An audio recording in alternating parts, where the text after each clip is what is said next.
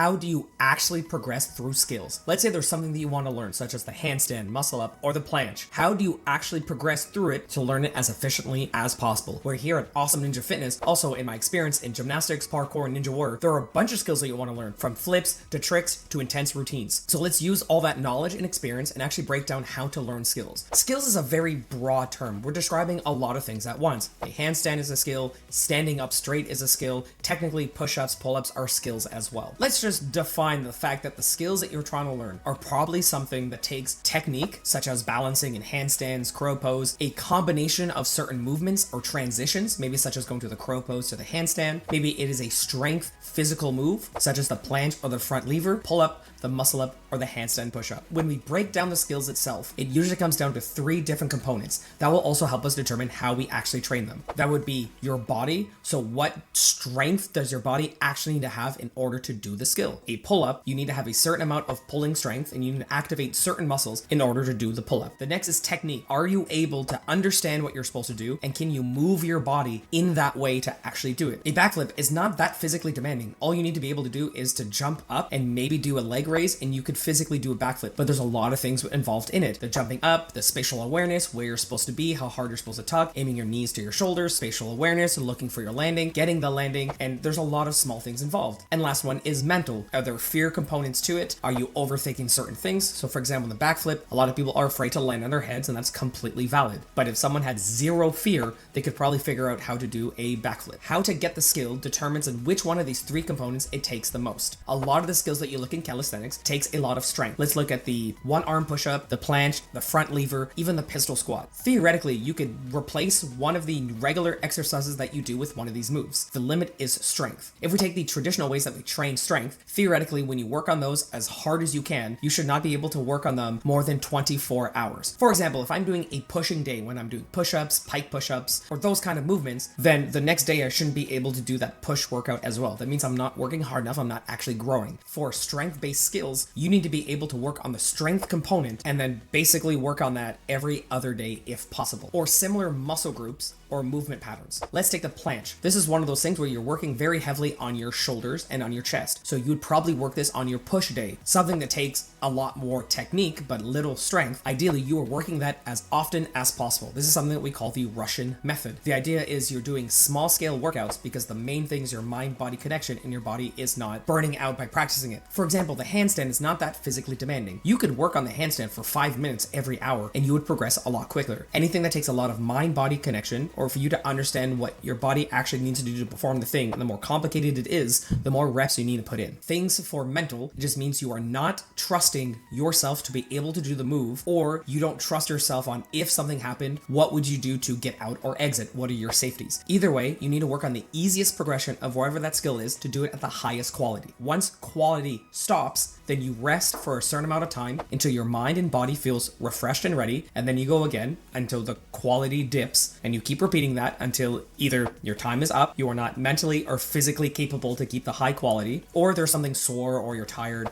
or an other external factor that doesn't have to do with the skill itself. For example, in handstands, if you're not able to activate the right muscles, you're starting to fall over all the time, your average is to hold it within 3 seconds, and you're only barely holding it up, your wrists are starting to feel sore, but yet you still have the ability to keep working on it, physically or mentally, then you just can do a lower progression. That allows you to keep working on that. Maybe you turn to handstand against the wall. This makes sure that you work on the right position and you can focus on limiting things. Now, how does this change with skills and strength? Any move that requires strength, usually it works better at low rep ranges and a little bit higher rest. Aiming for about 6, maybe even 8, that's when you're gonna get more results out of it. The good news with bodyweight exercises, if you're not able to hit that 6 to 8 range, then ideally you can do as much as possible. So let's do an example with the planche push-up. You can only do 2, and then you lower to another progression, such as that is straddle, tucked, or even pseudo planche push-ups. This works the exact same way with things in which you have to hold a skill that requires strength. Again, with the planche hold, then you're only aiming for something for about 10 seconds. This is also the same philosophy that rock climbers use in order to work on their grip strength, similar on their fingers when they want to improve that. Anything that is above 10 seconds, then it is too easy and you want to progress faster, then start working on a harder progression. Within the handstands, or things that take low strength but high technique, they work on high reps, and ideally you need less rest. So in one handstand session, you might be doing 30 attempts before you are done. And it might take just as long as the planche holds because you have to do a lot of rest. As a quick recap, in order to get skills as quickly as possible, you need to be able to do the highest quality you're able to do for as many reps as possible. That depends on if it's a strength-based skill, a holding-based skill, or a skill-based movement activity such as handstands. When it comes to strength, something that takes repetitions, or even holding something, they work better on low reps, high rest, such as holding a planche for up to 10 seconds, or when you're doing a planche push-ups, then you're aiming for 6 to 8 reps. Something that is high skill-based, such as the handstand or animal movements, as many reps as possible at the high quality, and because they're less physically demanding, the more you can do throughout the week and multiple sessions, such as 5 minutes every hour, you will progress even faster. The other things you need to know the lowest progressions possible to keep it at the highest quality. For example, the handstand, you would do it against the wall, or maybe you're starting at the crow pose. For the muscle up, it might be just starting with the pull-up. For planche push-ups, it might be the pseudo planche push-up or even regular push-ups. And last, if you're deciding to work on these, you ideally want to work on them when they're on similar muscle groups so they don't conflict with one another, especially if they're strength exercises. The planche is something that you do on your push days or when you decide to work on those pushing muscles, such as when you work on push-ups, pike push-ups, shoulders, chest, triceps.